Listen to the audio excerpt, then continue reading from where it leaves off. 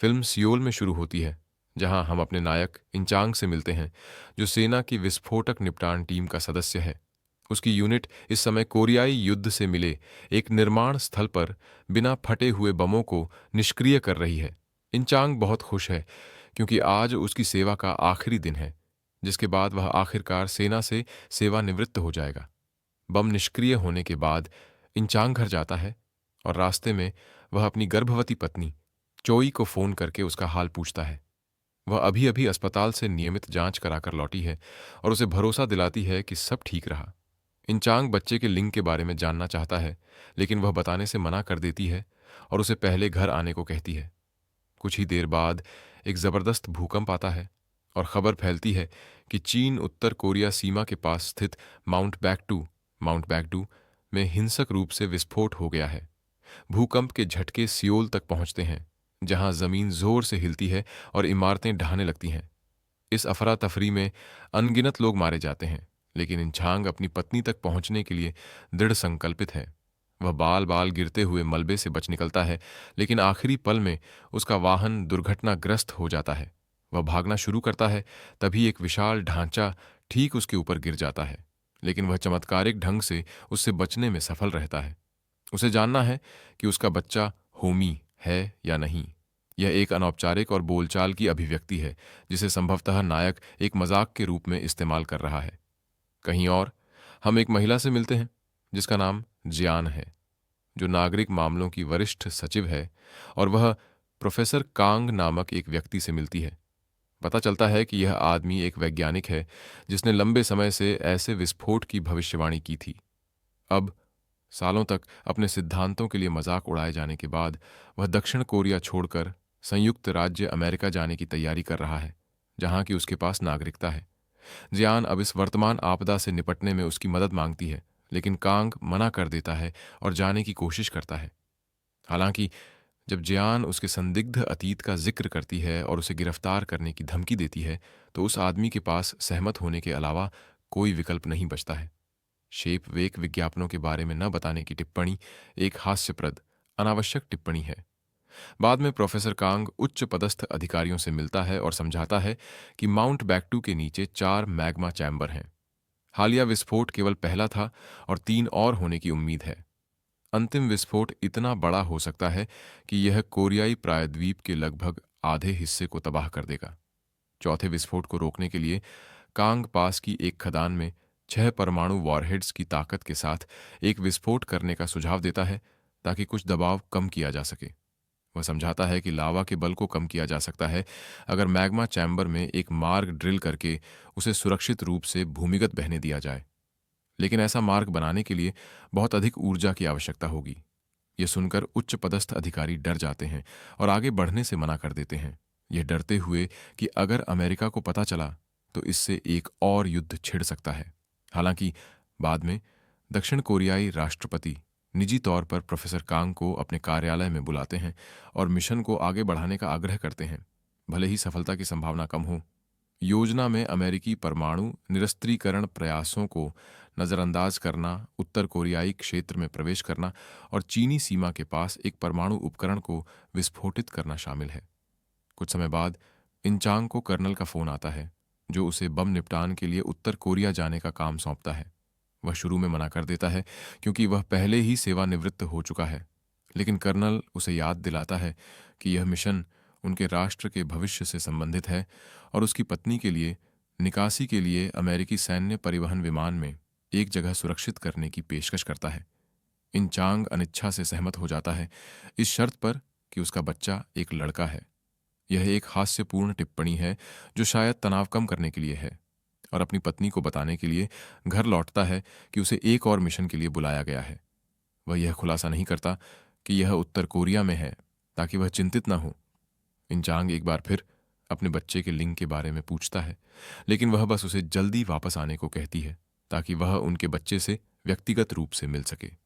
अगले दिन इंचांग और उसकी टीम अधिकारियों से मिलते हैं और उन्हें पता चलता है कि उत्तर कोरिया के पास अभी भी 6 लंबी दूरी की परमाणु मिसाइलें हैं, जिन्हें नष्ट नहीं किया गया है। योजना टीम को 2 समूहों में विभाजित करती है। इंचांग की टीम मिसाइल को निष्क्रिय करेगी और एक अलग विशेष संचालन इकाई बाकी ऑपरेशन को संभालेगी, जिसमें परिवहन और विस्फोट शामिल है।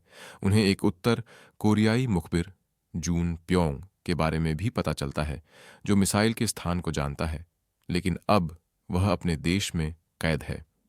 सौभाग्य से दक्षिण कोरिया ने उसमें एक जीपीएस ट्रैकर लगाया हुआ है, इसलिए टीम को उसे मुक्त करना होगा, यूरेनियम को सुरक्षित करना होगा और खदानों के अंदर बम को विस्फोट के लिए सेट करना होगा। अगले दृश्य में योजना आखिरकार कार्यवाही में आती है और दोनों टीमें एक परिवहन विमान में उड़ान भरती हैं। हालांकि हवा में बड़ी मात्रा में ज्वालामुखी की राख भर जाती है और जल्द ही विशेष बल टीम को ले जा रहा परिवहन विमान खराब हो जाता है। इंचांग की यूनिट भी दुर्घटनाग्रस्त होने वाली होती है, इसीलिए वे सभी पैराशूट से उत्तर कोरिया में उतरते हैं। सुरक्षित उतरने पर वे हैरान होते हैं ये जानकर कि विशेष बल टीम जीवित नहीं बची, जिसका मतलब है कि अब पूरे मिशन को इंचांग की टीम को ही अंजाम देना होगा। कोई और विकल्प न होने पर इंचांग अपनी टीम का नेतृत्व करता है और वे जल्द ही उस जेल में पहुंचते हैं जहां जून प्योंग को रखा गया है और पता चलता है कि भूकंप के कारण दंगा भड़क गया है। सौभाग्य से कैदियों ने पहले ही सभी गार्डों को मार डाला है, जिससे समूह बिना किसी प्रतिरोध के जून प्योंग तक पहुंच जाता है। वे उसे मिशन समझाते हैं, लेकिन जून प्योंग उनका मजाक उड़ाता है, ये कहते हुए कि वे कोई युद्ध कौशल के बिना सिर्फ नौसिखिए हैं। इसके बावजूद टीम को उसकी मदद की जरूरत है, इसीलिए वे उसे मुक्त करते हैं और उसे हथकड़ियों में रखते हैं ताकि वह भाग न जाए। इसके बाद वे उसे स्नान करने और थोड़ा साफ होने देते हैं। स्नान करने के दौरान हथकड़ियों की टिप्पणी अनावश्यक है और इस दौरान हम देखते हैं कि जून प्योंग इंचांग का बटुआ चुरा लेता है। वह उसमें बच्चे की अल्ट्रासाउंड तस्वीर और साथ ही खदानों का एक नक्शा देखता है। चालाक आदमी जल्दी से नक्शे को याद कर लेता है, जिसके बाद वह उसे फाड़ कर खा जाता है। इसके बाद टीम आगे बढ़ती है और जल्द ही उत्तर कोरिया के नेता की एक ढह गई मूर्ति के पास से गुजरती है। जून प्योंग को बुरा लगता है और वह कहता है कि कैद होने से पहले वह हर दिन अपने अपार्टमेंट से इस मूर्ति को देखता था। जल्द ही इंचांग को पता चलता है कि उसका बटुआ गायब है, तो जून प्योंग उसे वापस सौंप देता है और कहता है कि उसने नक्शे खा लिए हैं, लेकिन उन्हें बीमा के रूप में याद कर लिया है। यह एक युवा सैनिक को क्रोधित करता है जो गुस्से में उस चालाक आदमी को मुक्का मारता है, इससे पहले कि उसके सहयोगी उसे रोकते हैं। इसके बावजूद समूह आगे बढ़ना जारी रखता है और जून प्योंग को जल्द ही पेशाब करने के लिए रुकने की जरूरत होती है। उसे बाहर ले जाया जाता है, जबकि वह आदमी जिसने उस पर पहले हमला किया था उस पर नजर रखता है। इस दौरान जून प्योंग किसी तरह अपनी हथकड़ियों को खोलने में कामयाब हो जाता है और उस आदमी पर हमला करने के बाद भाग जाता है। जल्द ही बाकी टीम पहुंचती है और अपने साथी को बेहोश देखकर डर जाती है, जबकि जून प्योंग जीपीएस छोड़कर भाग गया है। निराश होकर समूह उसे ढूंढने के लिए शहर लौटता है और इंचांग को उत्तर कोरिया के नेता की गिरी हुई मूर्ति दिखाई देती है। उसे याद आता है कि जून प्योंग ने कैसे कहा था कि यह उसके अपार्टमेंट से एक अच्छा दृश्य था और वह पास की एक इमारत को पहचानता है जहां उसे होना चाहिए। कहीं और हम देखते हैं कि जून प्योंग वास्तव में घर लौट आया है, जहां वह अपने कपड़े बदलता है और अपनी छिपी हुई बंदूकें इकट्ठा करता है। उसे अपनी पत्नी नशे की हालत में मिलती है और वह उससे पूछता है कि उनकी बेटी कहाँ है। वह जवाब देती है कि वह अपने भाई के यहाँ पोचोन में है, जो माउंट बैक्टू के पास है। जून प्योंग फिर पूछता है कि क्या उसी ने उसे अधिकारियों को पकड़वाया था, जिसकी वह पुष्टि करती है। गुस्से में वह हवा में एक गोली चलाता है, जिसे जल्द ही इंचांग और उसकी टीम बाहर सुनती है। वे जल्दी से अपार्टमेंट में पहुंचते हैं और जून प्योंग को अपनी पत्नी पर बंदूक ताने हुए पाते हैं। अंत में वह आदमी उसे मार नहीं पाता है और उसे इंचांग की टीम द्वारा हिरासत में ले लिया जाता है। इसके बाद इंचांग उसे गद्दार मानता है और उसे रणनीति बैठक में भाग लेने की अनुमति नहीं देता है, लेकिन जून प्योंग उसके योजना अनुभव की कमी को हास्यास्पद पाता है। फिर वह आखिरकार टीम को परमाणु हथियार भंडारण स्थल तक ले जाता है। वहां उत्तर कोरियाई सैनिक एक छिपी हुई सैन्य अड्डे पर छलावरण वाली फैक्ट्री के नीचे इंतजार कर रहे हैं, लेकिन टीम बहादुरी से लड़ती है और उन्हें वश में करने में सफल रहती है। फिर वे एक कंटेनर के पास जाते हैं और उसके अंदर उन्हें एक लिफ्ट मिलती है। जून प्योंग द्वारा पासवर्ड डालने के बाद वे परमाणु वॉरहेड्स तक पहुंचने के लिए मील नीचे भूमिगत उतरते हैं। वे जून प्योंग को एक रेलिंग से बांध देते हैं, अपने विशेष सूट पहनते हैं और मिसाइलों को निष्क्रिय करना शुरू करते हैं। लेकिन एक बार जब यूरेनियम को उनके कस्टम डेटोनेटर में सुरक्षित कर लिया जाता है तो दूसरा भूकंप आता है और जमीन हिंसक रूप से हिलने लगती है। अफरा तफरी के बीच जून प्योंग खुद ही भागने में सफल हो जाता है और अपने चीनी सहयोगी से संपर्क करता है, जो उसे और उसकी बेटी को बम के बदले में देश में शरण देने की पेशकश करता है। हालांकि सहयोगी यह भी जिद करता है कि वह एक तकनीशियन को लाए जो डेटोनेटर को निष्क्रिय कर सके। इसे जून प्योंग के पास कोई और विकल्प नहीं बचता है सिवाय इसके कि वह उस जगह वापस लौटे जहां कैप्टन इंचांग और उसकी टीम फंसे हुए हैं और उनकी मदद करे। सियोल में वापस चोई भूकंप के झटके महसूस करती है और सैन्य अड्डे के लिए निकलने के लिए जल्दी से सामान पैक करती है। वह जल्द ही एक पुल पर यातायात में फंस जाती है जहां एक विशाल सुनामी टकराती है जिससे वह पानी में बह जाती है, लेकिन वह धारा से तैरकर निकलने में सफल रहती है और आखिरकार सुरक्षित स्थान पर पहुंच जाती है। इस बीच प्रोफेसर कांग जियान से मिलता है और खुलासा करता है कि उनके शुरुआती विस्फोट अनुमान गलत थे। 7वीं खदान में बड़ी मात्रा में लौह अयस्क जमा होने से विस्फोट तेज हो रहा है और वह अंतिम विनाशकारी विस्फोट को रोकने के लिए वहां एक कमजोर बिंदु को लक्षित करने का सुझाव देता है। उत्तर कोरिया में वापस इंचांग और उसकी टीम निकलने ही वाली होती है जब अचानक उन पर अज्ञात लोगों द्वारा हमला किया जाता है जो लगातार गोलीबारी करते हैं। अफरा तफरी के बीच उन्हें पता चलता है कि हमलावर गर्मी का पता लगाने वाले यंत्रों का उपयोग कर रहे हैं। इसलिए इंचांग एक ट्रक को उड़ा देता है और उसे आग लगा देता है ताकि उनके शरीर की गर्मी के निशान छिप सकें और भागने की कोशिश करता है। वे जल्द ही यह जानकर चौंक जाते हैं कि यह वास्तव में अमेरिकी सेना है जो उन पर हमला कर रही है। कई सैनिक घायल हो जाते हैं और इंचांग और जून प्योंग बाकी समूह से अलग हो जाते हैं। जैसे ही दोनों भागने के लिए एक सैन्य वाहन में बैठते हैं, जून प्योंग चौंकाने वाला काम करता है और इंचांग को टेजर से हमला करके धोखा देता है। इस बीच दक्षिण कोरिया में अमेरिकी सेना मिशन को बंद कर देती है क्योंकि सीमाओं को पार करना और परमाणु हथियार चुराना शांति संधि का उल्लंघन है और इससे युद्ध छिड़ सकता है। प्रोफेसर कांग इस प्रकार प्रस्थान करने का निर्णय लेता है जबकि जियान उसे रुकने के लिए समझाने की कोशिश करती है, ये जानते हुए कि अगर उसने ऑपरेशन छोड़ दिया तो दक्षिण कोरिया को गंभीर खतरा होगा। हालांकि कांग जिद करता है कि वह कुछ नहीं कर सकता है और आखिरकार चला जाता है। बाद में कांग निकासी अड्डे के लिए एक बस में सवार होता है जहां वह रास्ते में चोई से मिलता है। वह रो रही है, इसलिए वह उसे सांत्वना देता है और उसे एक रूमाल देता है। वे थोड़ी देर बातचीत करते हैं और उसे पता चलता है कि वह इंचांग की पत्नी है और उम्मीद कर रही है कि उसका पति उसे निकासी बिंदु पर मिलेगा। इससे कांग को बेकार महसूस होता है, लेकिन वह उसे उसके पति के मिशन के बारे में कुछ नहीं बताता है। दूसरी ओर हम देखते हैं कि जून प्योंग ने इंचांग को हथकड़ी लगाई हुई है और वह उसे और बम को छीनियों को सौंपने की योजना बना रहा है। वह खुलासा करता है कि वे पोचोन जा रहे हैं जो माउंट बेकडू के पास है जहां उसकी बेटी सुनो है। एक बिंदु पर जून प्योंग खुद को राहत देने के लिए वाहन रोकता है और इस दौरान इंचांग अपनी हथकड़ियों से स्वतंत्र होने में सफल रहता है। जब जून प्योंग उसे फिर से नियंत्रित करने की कोशिश करता है तो इंचांग तेजी से ट्रैकर निगल लेता है और घोषणा करता है कि अब उसकी टीम उसे कहीं भी ट्रैक कर पाएगी जहां वह जाएगा।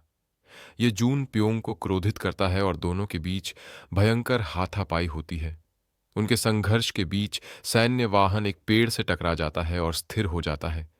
इस निराशाजनक स्थिति में इंचांग रोना शुरू कर देता है, ये कहते हुए कि वह शायद कभी भी अपनी पत्नी के पास जीवित वापस नहीं आ पाएगा और शायद कभी भी अपने बच्चे को नहीं देख पाएगा या यह नहीं जान पाएगा कि उसे क्या नाम देना चाहिए। जून प्योंग, जो स्वयं भी एक पिता है, उसके शब्दों से भावुक हो जाता है और बाकी यात्रा पैदल जारी रखने का फैसला करता है। दोनों डेटोनेटर उठाते हैं और चलना शुरू करते हैं। रास्ते में सामान्य रूप से बातचीत करते हैं। इंचांग स्वीकार करता है कि उसे अपने बच्चे का जेंडर भी नहीं पता है, तो जून प्योंग बताता है कि यह अल्ट्रासाउंड तस्वीर में दिख रहा है। उत्सुक इंचांग उससे पूछता है कि यह क्या है, लेकिन आदमी खुलासा करने से मना कर देता है। जून प्योंग फिर दामो नामक एक दक्षिण कोरियाई श्रृंखला के अंत के बारे में पूछता है, जिसे वह कैद के दौरान नहीं देख पाया था। वह बच्चे का जेंडर बताने की पेशकश करता है अगर इन चांग अंत का खुलासा करता है, लेकिन बाद वाला भी उसे नहीं बताने का निर्णय लेता है। कुछ ही समय बाद दोनों पर अमेरिकी सेना द्वारा हमला किया जाता है और गोलीबारी शुरू हो जाती है। ऐसा लगता है कि अब दोनों के लिए सब कुछ खत्म हो गया है, लेकिन अंतिम क्षण में इन चांग के जीवित बचे टीम के सदस्य बस से पहुंचते हैं और उनकी सहायता के लिए आते हैं। वे सभी बस में सवार होते हैं और अमेरिकी सेना के साथ एक तीव्र वाहन पीछा शुरू होता है। समूह अत्यधिक कुशल जीपों के विरुद्ध संघर्ष करता है, लेकिन पुल पर एक तीसरा विस्फोट होता है जिससे अमेरिकी बल घाटी में गिर जाते हैं और तत्काल संकट टल जाता है। इस बीच दक्षिण कोरिया में नवीनतम भूकंप के बाद लोगों में अफरा तफरी फैल जाती है। चोई और प्रोफेसर कांग निकासी बिंदु पर पहुंचते हैं, जहां एक जहाज उन्हें अमेरिका ले जाएगा।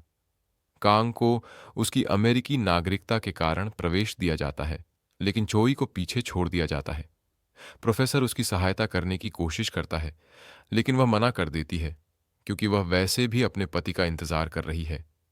इससे कांग को अपराध बोध महसूस होता है, इसलिए वह आखिरकार उसे बताता है कि उसका पति उत्तर कोरिया में है, जिससे वह भयभीत हो जाती है। कुछ करने के लिए दृढ़ संकल्पित वह एक अंतिम प्रयास करता है और जियान को फोन करता है ताकि अंतिम विस्फोट से निपटने के लिए एक बेहतर योजना बनाई जा सके। एक अन्य स्थान पर जून प्योंग अभी भी अपनी योजना को पूरा करने के लिए दृढ़ संकल्पित है और इंचांग पर अपनी बंदूक तानता है, लेकिन यह देखकर कि इंचांग अभी भी मिशन में विश्वास करता है और सफल होने के लिए प्रतिबद्ध है, जून प्योंग आखिरकार हार मान लेता है। वह उन्हें खदान का स्थान बताता है और बम को वहीं छोड़कर अपनी बेटी को ढूंढने के लिए अकेले निकल जाता है। इस बीच दक्षिण कोरियाई सेना का अमेरिकी हस्तक्षेप के बाद से टीम के साथ संचार कट गया है। वे अमेरिकी आदेशों की अवहेलना करने का फैसला करते हैं और उत्तर कोरिया में इन चांग से संपर्क करने के लिए आवश्यक उपकरण जब्त करते हैं। जियान फिर प्रोफेसर कांग और चोई से मिलती है और साथ में वे आखिरकार इन चांग से संपर्क करने में सफल होते हैं।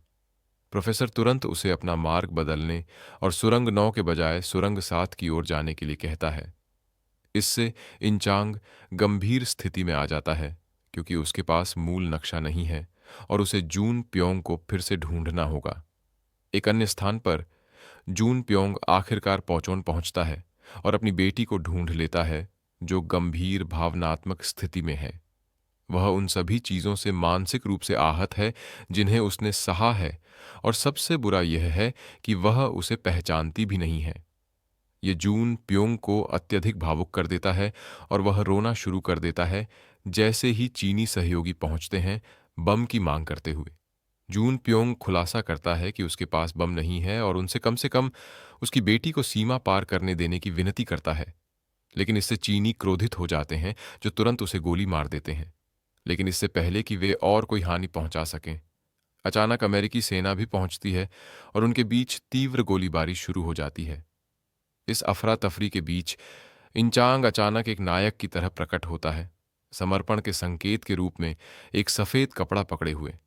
फिर वह खुलासा करता है कि बम उसके पास है, लेकिन चौंकाने वाला काम करता है कि वह उन्हें दिखाता है कि बम पर समय यंत्र टाइमर पहले ही सेट हो चुका है। वह समझाता है कि उसने इसे चौथे विस्फोट के साथ मेल खाने के लिए समयबद्ध किया है, क्योंकि तब तक सब कुछ समाप्त हो जाएगा। भयभीत होकर अमेरिकी और चीनी दोनों आखिरकार विस्फोट से बचने के लिए डर में वहां से भाग जाते हैं। इसके बाद इंचांग अकेले खदान में जाने का फैसला करता है और बाकी सभी से तुरंत वहां से निकलने का आग्रह करता है। हालांकि जून प्योंग उसे स्थान बताने से मना कर देता है। ये जिद करता है कि वह उसके साथ जाएगा।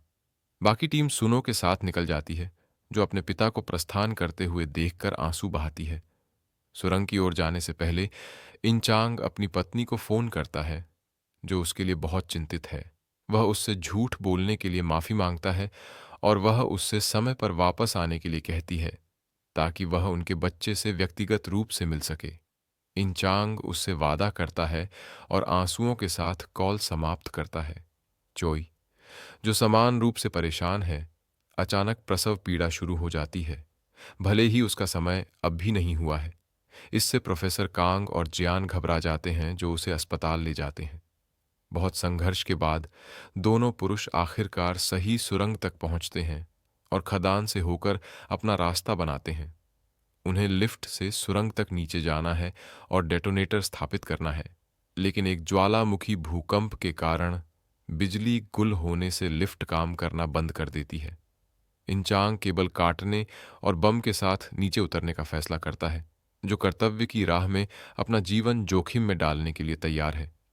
वह फिर आखिरकार जून प्योंग को दामो नामक श्रृंखला का अंत बताता है, जिसमें सभी मर जाते हैं।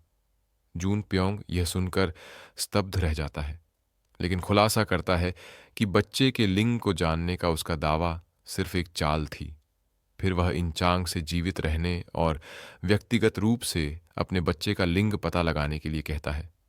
एक चौंकाने वाले मोड़ में जून प्योंग अचानक लिफ्ट पर चढ़ जाता है और दरवाजा बंद कर देता है। अकेले नीचे उतरने का फैसला करता है। इंचांग उसे रोकने की कोशिश करता है, लेकिन जून प्योंग दिखाता है कि वह बुरी तरह से घायल है और दावा करता है कि उसे कोई याद नहीं करेगा। वह केवल इंचांग से अपनी बेटी की देखभाल करने की विनती करता है, क्योंकि वह एकमात्र व्यक्ति है जिस पर उसे विश्वास है। इसके साथ जून प्योंग अपनी अंतिम विदाई कहता है और बम को उसके गंतव्य तक ले जाने के लिए अपनी अंतिम शक्ति का उपयोग करता है। इसके बाद इंचांग माउंट बेकड़ू से दूर गाड़ी चलाते हुए दुखी रह जाता है और कुछ ही क्षण बाद यूरेनियम बम फट जाता है, जबकि जून प्योंग विस्फोट में मारा जाता है। विस्फोट सफलतापूर्वक भूकंपों को रोक देता है, जिससे कोरियाई प्रायद्वीप में अनगिनत जीवन बच जाते हैं। दूसरी ओर चो एक अस्पताल में सुरक्षित रूप से बच्चे को जन्म देती है। दृश्य फिर 1 वर्ष बाद कटता है, जहां उत्तर और दक्षिण कोरिया प्रायद्वीप के पुनर्निर्माण की देखरेख के लिए एक साथ काम करते हैं। प्रोफेसर कांग अमेरिका से कोरिया लौटता है और हवाई अड्डे पर जियान उसका अभिवादन करती है।